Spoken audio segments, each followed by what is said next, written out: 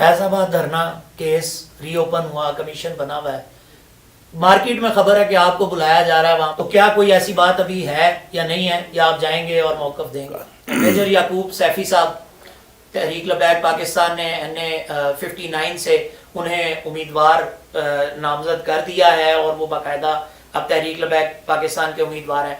क्या कोई कंट्रोवर्सी माजी में थी या सब होक्स थी, कोई बातें लोगों की बनाई हुई सारी की सारी मार्केट में फिरती रही, आपस में कोई इख्तलाफ नहीं था, कोई प्यार मोहब्बत थी?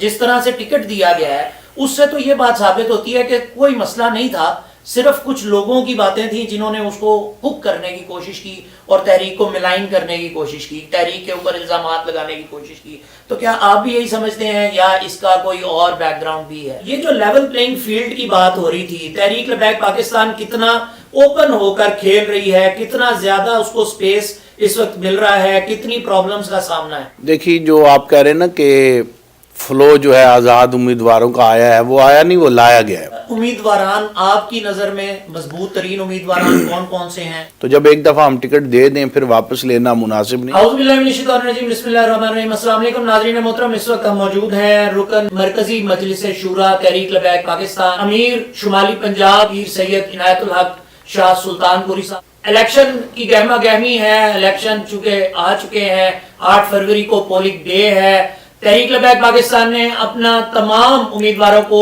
पूरे पाकिस्तान से टिकट दे दिए हैं, जबकि ये जो शुमाली पंजाब है ये सबसे ज्यादा अहमियत का हामिल इस वजह से भी हो गया है कि यहाँ से अमीर तहरीक लबैक पाकिस्तान हाफिज साद हुसैन रिजवी इस वक्त बाकायदा तौर पर NA-50 से इंतखाबात में हिस्सा ले रहे हैं। पीर सैयद इनायतुल हक शाह साहब, सबसे पहले तो मैं आपका शुक्रगुजार हूँ कि आपने इतनी मसरूफियात में से, क्योंकि आज तमाम रावलपिंडी ज़िला और फिर उसके अलावा दीगर अजला से भी बहुत से कैंडिडेट्स आपके पास मौजूद थे जिस वक्त मैं यहाँ पे आया, तो बहुत ज़्यादा आपके ऊपर जिम्मेदारियाँ भी हैं, इस वक्त आप बहुत ज़्यादा मसरूफियात में भी हैं। तो मैं शुक्रगुजार हूँ कि आपने सबसे पहले तो खादिम नाचीज़ को वक्त दिया। सवाल एक ही है कि तहरीक लबैक पाकिस्तान कैसा परफॉर्म करने जा रही है, क्या स्ट्रेटजी है, आने वाले चंद दिनों में हम क्या देखने वाले हैं? बिस्मिल्लाहिर्रहमानिर्रहीम। मसूद साहब, आपका शुक्रिया, आप हमारे मौक़िफ़ को लोगों तक पहुँचाने का ज़रिया बन रहे हैं। अल्लाह आपको जज़ाए खैर अता फ़रमाए। देखिए, इलेक्शन कोई भी जमात या इंसान लड़ता है तो वो जीतने के लिए लड़ता है। तहरीक लबैक पाकिस्तान भी अपने नज़रिए और मंशूर की बुनियाद पर मैदान अमल में है और अल्लाह रसूल के फ़ज़ल व करम से हम बड़े पुरुमीद हैं कि इंशाअल्लाह तहरीक लबैक पाकिस्तान इस इलेक्शन में बहुत बेहतर नताइज देगी। शाह साहब, कुछ कैंडिडेट्स के आपके कागजात नामजदगी मुस्तरद कर दिए गए कुछ केसेस की वजह से, और दीगर भी बहुत सारे ऐसे मसले हुए।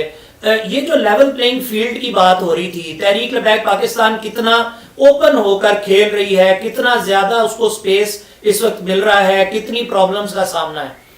देखिए, आप खुद साफ़ी हैं और तमाम हालात से आगाह हैं। तहरीक लबैक पाकिस्तान तो जिस दिन से मार्ज़ वजूद में आई है उस दिन से ये पाबंदियों का सामना कर रही है। 2018 का इलेक्शन है, हम पर पाबंदियाँ थीं, आज हम पर पाबंदियाँ हैं, सोशल मीडिया की पाबंदियाँ हैं, मेन स्ट्रीम का मीडिया जो है उस तरह पाबंदियाँ हैं।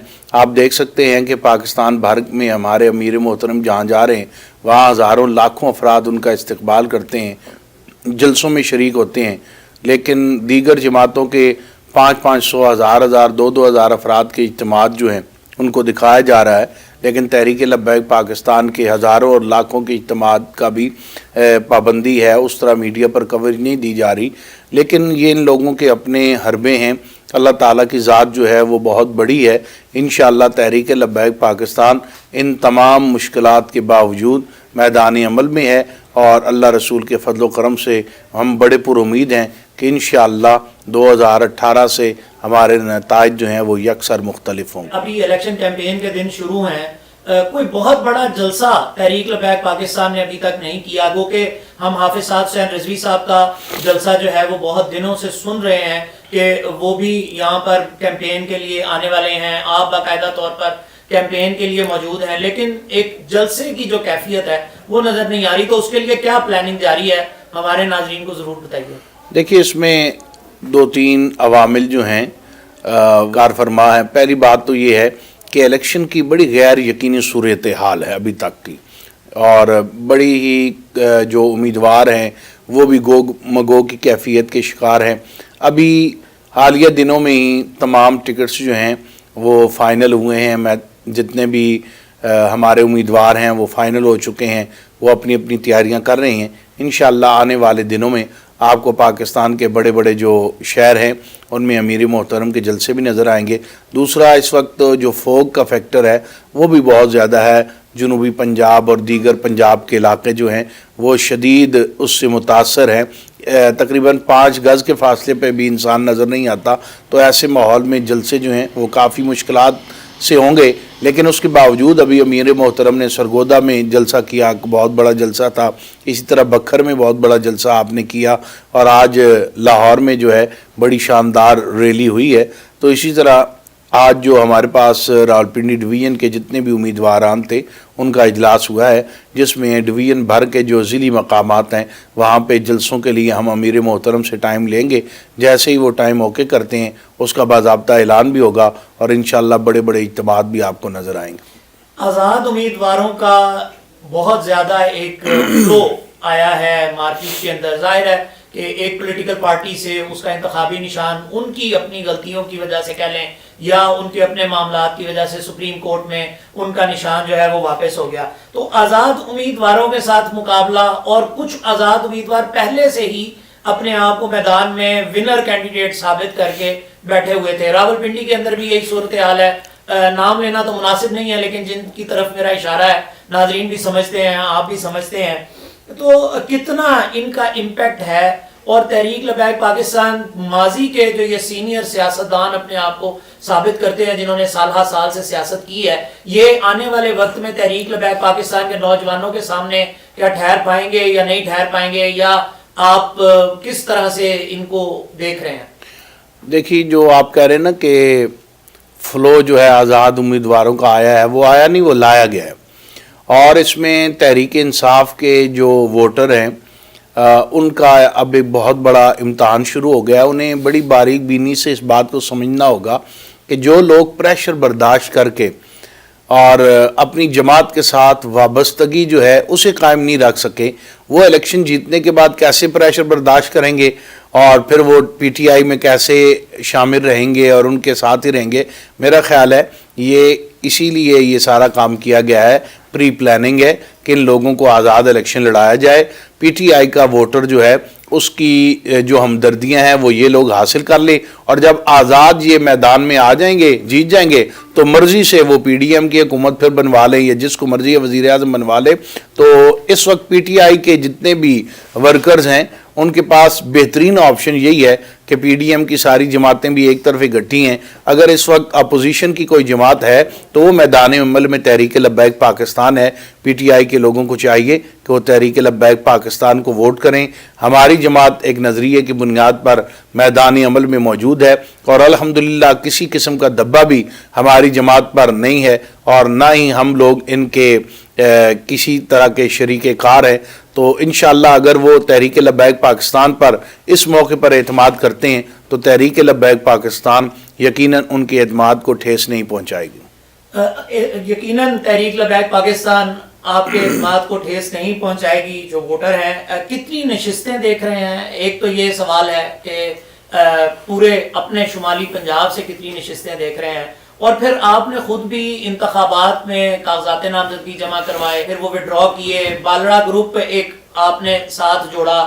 اس ساری سینیریو پر ابھی تک تحریک لبیک پاکستان کے جو ورکرز ہیں ان تک درست معلومات اور فرسٹ ہینڈ معلومات نہیں پہنچ سکی، تو ان سے متعلق تمام معاملات سے متعلق ضرور آگاہ کریں، خصوصاً این-اے-50 بھی ظاہر ہے حافظ صاحب سے این-ایس-بی صاحب کا ہے۔ جی اصل میں دیکھیں، میرا مزاج تو الیکشن کا نہیں تھا۔ ابھی امیر محترم میرے پاس تشریف لائے تھے میری علالت کے موقع پر، تو انہوں نے مجھے حکم دیا کہ آپ نے الیکشن لڑنا ہے۔ میں نے تو پہلے انکار کیا کہ جناب میرے لیے مشکل ہوگا۔ ویسے تو خیر تحریک لبیک پاکستان کے کسی بھی آدمی کا مزاج جو ہے وہ الیکشن والا نہیں ہے، لیکن اب ظاہر ہے تو پھر امیر محترم نے کہا کہ نظریے کے لیے آپ نے لڑنا ہے، تو میں نے کہا کہ اگر آپ اٹک سے لڑیں گے قومی اسمبلی کا تو میں صوبائی کا لڑ لیتا ہوں۔ تو انہوں نے کہا ٹھیک ہے، اس پہ ہماری تیاری مکمل ہو گئی اور میں نے کاغذات جمع کرا دیے. لیکن پھر ایسی صورتحال ہوئی کہ ہمارے امیدوار ہیں ملک امانت راول صاحب اور دیگر فتح جنگ کے جو لوگ ہیں ان کے ساتھ بالڑا گروپ نے رابطہ کیا، چونکہ فتح جنگ کے اندر ان کا ایک ووٹ بینک تھا اور وہ ہمیں فائدہ دے رہا تھا امیر محترم کی سیٹ کے لیے. تو اس پر پھر جو ہے انہوں نے ہم سے مطالبہ کیا کہ ہم کرین کے نشان پہ الیکشن لڑیں گے صوبائی کا، اگر آپ ہمارا تعاون چاہتے ہیں. تو پھر اس وجہ سے مجھے سیٹ چھوڑنی پڑی، اور یہ کوئی بڑی بات نہیں ہے. امیر محترم اگر جیتتے ہیں تو یہ پورے تحریک لبیک پاکستان کے کارکنان کی جیت ہے. میں سمجھتا ہوں عالم اسلام کے ایک نمائندے کی جیت ہے. اگر وہ آواز اسمبلی میں پہنچ جاتی ہے تو یہ جو ہم نے ایک سیٹ کی قربانی دی اس کا کوئی مسئلہ نہیں. اور پھر بالڑا گروپ بھی کوئی آزاد یا اپنے نشان پر نہیں آ رہا، وہ بھی کرین کے نشان پر جو ہے وہ انتخاب لڑ رہا ہے. تو ہماری جماعت میں تو ہم نے نشان کو دیکھنا ہے، شخصیات کو نہیں دیکھنی. وہ عنایت اللہ شاہ ہو یا ایاز بالڑا ہوں، ایک ہی بات ہے، کرین کے نشان پر آئیں گے تو منشور جو ہے وہ تحریک لبیک پاکستان کا وہی آگے بڑھے گا. اس لیے یہ سیٹ میں نے وڈرا کی. امیدواران آپ کی نظر میں مضبوط ترین امیدواران کون کون سے ہیں؟ ظاہر ہے ایگزٹ پولز ہوتے ہیں، اور ہم جب ایگزٹ پولز میں جاتے ہیں تو پتہ چلتا ہے کہ کون امیدوار کتنے % پر ہے اور کون وننگ پوزیشن میں ہے. تو آپ کی ذاتی رائے میں آج اگر فرض کرتے ہیں کہ صبح الیکشن ہے اور آج رات ہم یہ انٹرویو ریکارڈ کر رہے ہیں، تو آپ کے خیال میں کون کون سا امیدوار ہے آپ کا اس وقت جو وننگ پوزیشن میں، اور کون کون سا حلقہ ہے جو وننگ پوزیشن میں دیکھ رہے ہیں؟ دیکھیے، میں ابھی کسی کا نام لوں تو بعض لوگوں کی دل آزاری بھی ہو جائے گی، اور بہتر اور کل کا علم جو ہے وہ تو اللہ کی ذات جانتی ہے. لیکن جو حالات و واقعات ہیں، میں اتنا کہہ سکتا ہوں کہ راولپنڈی ضلع اور اٹک میں سے قومی اسمبلی اور صوبائی کی 6-7 نشستیں ہم دیکھ رہے ہیں. 6-7 نشستیں آپ دیکھ رہے ہیں. ایک سیٹ کے اوپر ابھی ریسنٹلی کوئی سیٹ ایڈجسٹمنٹ بھی کی گئی ہے، کوئی کینڈیڈیٹ تھے جن کے بھائی امیدوار تھے، ٹکٹ کی ایک کنٹروورسی سامنے آئی، نظر آئی. تو کوئی ایسی کنٹروورسی ہے یا کینڈیڈیٹ وہی فائنل تھے جن کو ٹکٹ دیا گیا؟ نہیں، وہ ایسا تھا کہ PP5 میں ہمارے پاس سعید احسن شاہ صاحب تھے. وہاں پہ مختلف سیاسی شخصیات جو ہیں وہ ہمارے ساتھ رابطے میں تھی، لیکن کچھ لوگوں نے فیصلہ کرنے میں ذرا دیر کر دی اور ہمارے مرکز نے ٹکٹ جو ہے وہ پیر احسن شاہ صاحب کو جاری کر دیا. تو جب ایک دفعہ ہم ٹکٹ دے دیں پھر واپس لینا مناسب نہیں تھا. تو ایسی صورتحال ڈیولپ ہوئی کہ وہاں پر عاطف شاہ صاحب جو مسلم لیگ نون کے امیدوار تھے، انہوں نے تحریک لبیک پاکستان کو جوائن کرنے کا ارادہ ظاہر کیا احسن شاہ صاحب کے ساتھ ہی، اور پھر احسن شاہ صاحب نے رضاکارانہ طور پر اپنا ٹکٹ انہیں دے دیا کہ یہ مجھ سے بہتر امیدوار ہیں اور یہاں پر بہتر مقابلہ کر سکتے ہیں. تو وہ ایک ٹکٹ ہم نے جو ہے ان کو دیا ہے، لیکن کوئی اس میں کسی قسم کا نہ کارکنان کا اختلاف ہے اور نہ ہی باقی کسی احباب کا. میجر یعقوب سیفی صاحب، تحریک لبیک پاکستان نے NA59 سے انہیں امیدوار نامزد کر دیا ہے اور وہ باقاعدہ اب تحریک لبیک پاکستان کے امیدوار ہیں. کیا کوئی کنٹروورسی ماضی میں تھی یا سب ہوکس تھی، کوئی باتیں لوگوں کی بنائی ہوئی ساری کی ساری مارکیٹ میں پھرتی رہی، آپس میں کوئی اختلاف نہیں تھا، کوئی پیار محبت تھی؟ جس طرح سے ٹکٹ دیا گیا ہے اس سے تو یہ بات ثابت ہوتی ہے کہ کوئی مسئلہ نہیں تھا، صرف کچھ لوگوں کی باتیں تھیں جنہوں نے اس کو ہک کرنے کی کوشش کی اور تحریک کو ملائن کرنے کی کوشش کی، تحریک کے اوپر الزامات لگانے کی کوشش کی. تو کیا آپ بھی یہی سمجھتے ہیں یا اس کا کوئی اور بیک گراؤنڈ بھی ہے؟ دیکھیے، ہر جگہ اچھے اور برے لوگ جو ہیں وہ ہوتے ہیں اور اپنی اپنی سمجھ کے مطابق کام کرتے ہیں.